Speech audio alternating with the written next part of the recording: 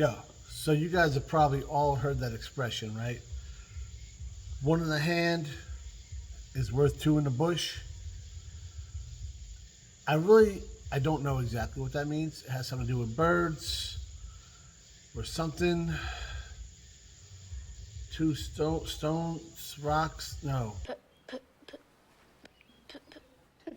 Today, Junior?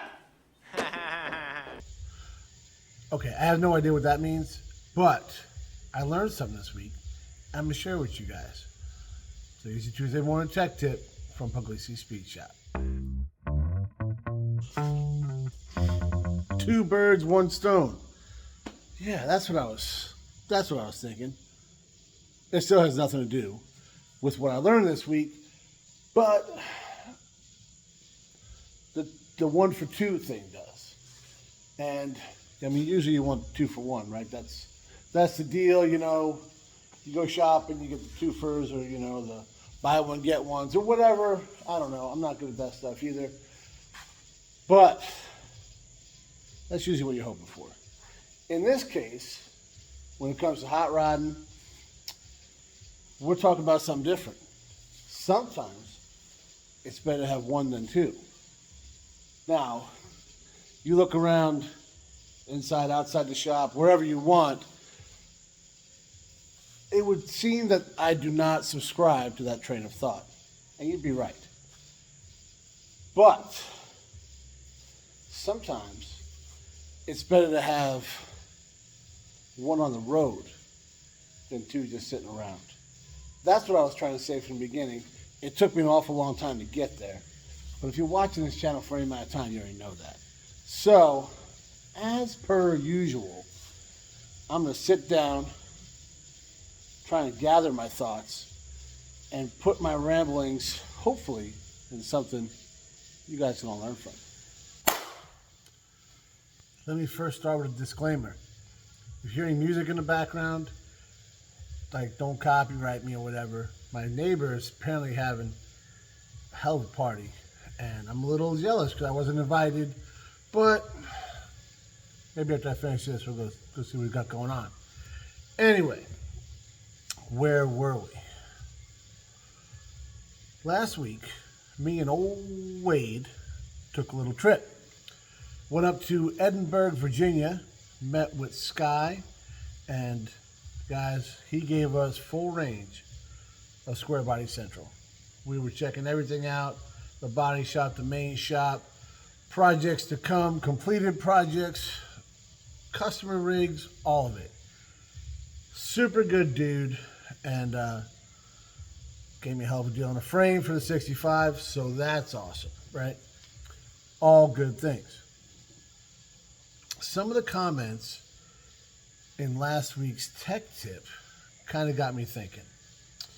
And trying to remember off the top of my head, I should have wrote this down. Who said it, but I will check it and put a little thanks down here for getting me thinking, you know? I really do appreciate it because I don't always do that. You guys might have noticed that by now.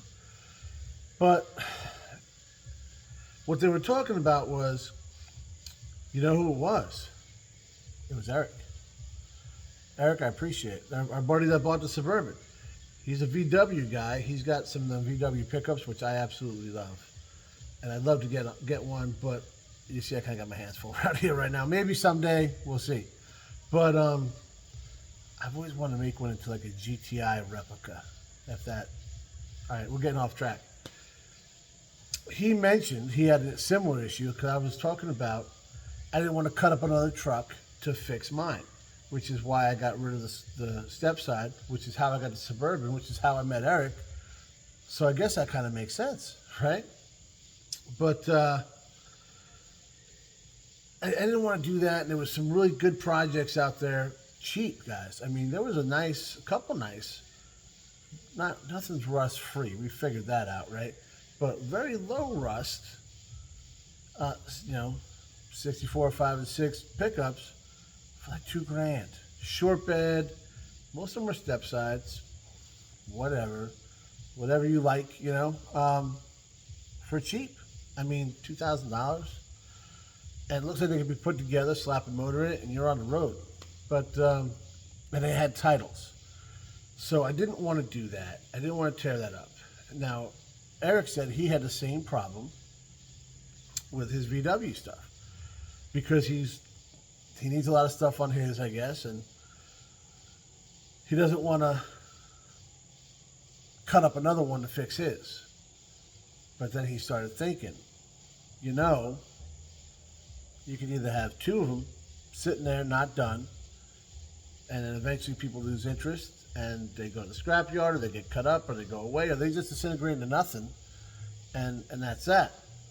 Or you take those two, you put them together, and you got something, and you're out enjoying it, and you put another one back on the road. We're definitely all about that. At least that's what we try. That's the goal, right? That's what we're trying to do around here. So that spoke to me. It made sense, and so I got that frame of mind, right? It's fresh in my head, and I'm thinking about it as we're cruising up to Square Body Central. We get there, and you guys saw right as we pulled in there, there's trucks everywhere in different stages of whatever. Some of them are done and drivers. Some of them were waiting to come in. He mentioned that the black square body short bed on the end was the next one to come in. There was that Dodge there that was like a patina type tow truck. That was like super cool. And then there was lines of different stuff. Some were customer rigs. Some were upcoming projects, maybe personal stuff. Some might be for sale. We're trying to find out about one in particular. I didn't forget you, Randy. And guys, at the same time, a lot of them, parts rigs. Like those cabs and the axles and all that stuff that was laying out there. That's obviously to build, right? And that all came from somewhere, right? It started life on a truck as a complete truck. And you take off the stuff that's good because, guys, time is not kind to any of us, right? I mean, people, trucks, cars, I mean, it beats us all up, man. It's that simple. So I'm not telling you to chop up people and use parts. That's a terrible movie from the 80s, actually, if I remember correctly. But sometimes you got to do it to keep something on the road. I'm pointing right here the OBS. Perfect example.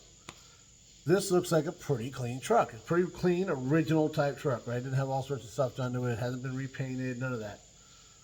The fenders on this thing came off another truck. Now, luckily, it was the same color and faded very closely to it. Now, you can see it's different, but the other ones were rusted all around the wheel wells. Just holes. Terrible, right? The seat in this thing, if without that seat in there, this interior would not look nearly as good as it does. Came from another truck. I don't know what truck. I don't know if Nick knows where the fenders came from. The seat I found, my buddy up in Erie, Pennsylvania. We met halfway. It was awesome. Like I've talked about it. It was like how hot rodding is supposed to happen, right? Well, he got this seat from an OBS truck, and we don't know whatever happened to that. So it's just what I was thinking doesn't make sense. Okay, it's not the mentality to have. Now there's some vehicles you should not go chopping up and everything else. But there's some. I'll give you another example. My buddy Nick, he's working on the guy I got the OBS from. He's since traded his OBS because he picked up something that he really wanted to do for a long time. He found a ridiculously well-priced Cyclone. If you guys know anything about sport trucks, the Cyclone is it. Okay? It's the only time in history the fastest production vehicle, American production vehicle, was a truck. All right?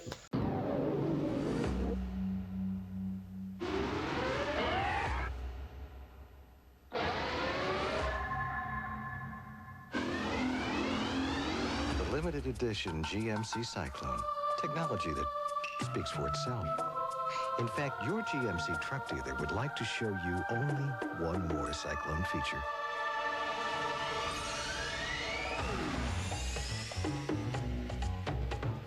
So, and it had some damage to it. So he's actually doing a frame swap and everything else with an S10. With just a plain Jane S10. Now, I think that's a very worthy cause because S10s are a dime a dozen and Cyclones are not, you know? So now, would I support something the other way? You know, taking apart a Cyclone to put an S10 back? Absolutely not. Okay, and anybody wanted to do that, there's stop. All right, but yeah, it sounded good in my head when I said that I don't want to just tear another one up, but I'm not tearing another one up. Like I said in the beginning, you got two, maybe sometimes three vehicles that are just sitting in a hedgerow somewhere, right? Nobody cares about them. You take all three of them, you put them together, and you come up with one. Yeah, okay, so you had to sacrifice two. But there was none on the road before, and now there's one. That's winning. So I want to tell you to completely disregard what I said before. But as always, guys, take what I say with a grain of salt. These are just my ramblings. Sometimes I stumble upon what could be a rational thought. And hopefully those are the ones you guys are listening to. And getting out there and getting after it and put another one back on the road. It sounds like that music stopped. I'm thinking that the party's over. Maybe they knew I was going to stop by. Either way, I'm actually get back to work. Or I would have had to been working to get back to work. So I'm just going to get to work. Thanks for watching, guys.